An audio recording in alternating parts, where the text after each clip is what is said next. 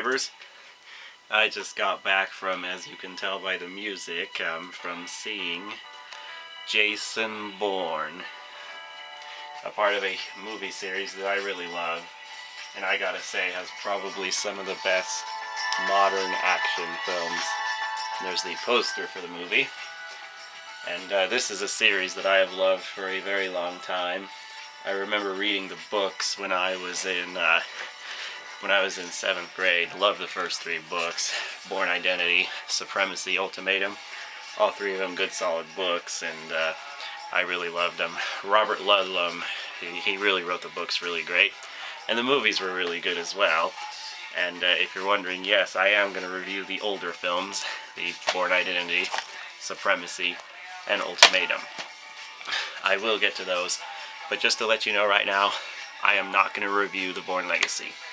I'm just going to say this straight up. I love Jason Bourne so much that I just feel like reviewing Legacy is just not needed, because this movie just erases Legacy. I didn't really love it. Jeremy Renner, he was no Matt Damon. He couldn't carry the film. But anyway, I just gotta say, this was a great film, and I am not going to review the Bourne Legacy. Otherwise known as what I call it, the Bourne Letdown. Anyway, moving along to Jason Bourne, just to give a brief synopsis of the plot, without spoiling anything, this deals with Jason Bourne reappearing after supposedly going away at the end of the Bourne Ultimatum. And anyway, this is him reappearing in the CIA, creating a new program called Ironhead to go after him and chase him again. Except the difference with this movie is Bourne has his memories back. He remembers most of his origins, and it's about him trying to find redemption because he uncovers something about his past that leads him on a revenge quest. A very interesting one too. It wasn't like a standard one you see in a lot of other movies. And as tradition with most Bourne films, this film did employ some shaky cam, but because this movie is directed by Paul Greengrass,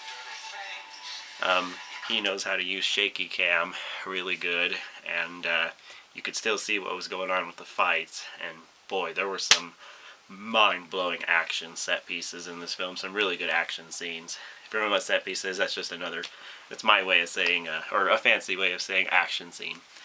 But yeah, there were some really good ones. The fight scenes were filmed really good and very gritty, very realistic. And there was this really awesome motorcycle chase at the beginning of the film. Really well filmed. I really loved it.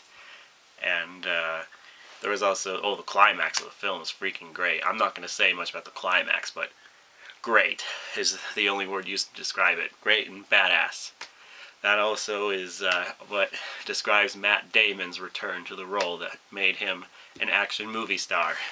He was badass, along with Tommy Lee Jones playing the new CIA director, Robert Dewey, and Alicia Vikander plays a new analyst that's going after Bourne, and Julia Stiles returns as Nikki, his I think she was his ex-girlfriend or something from...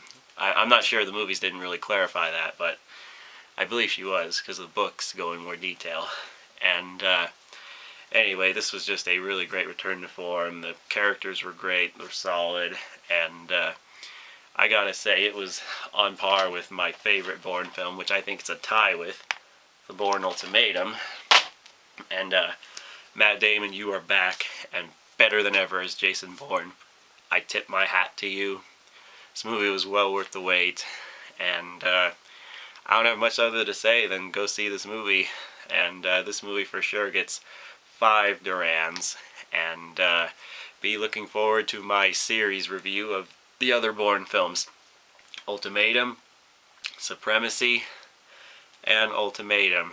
So yeah, anyway, I just thought I would end this off by quoting a line from the Bourne Supremacy. It's late here, so I look tired.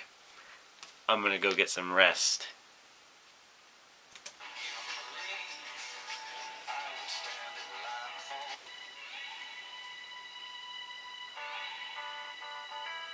All right.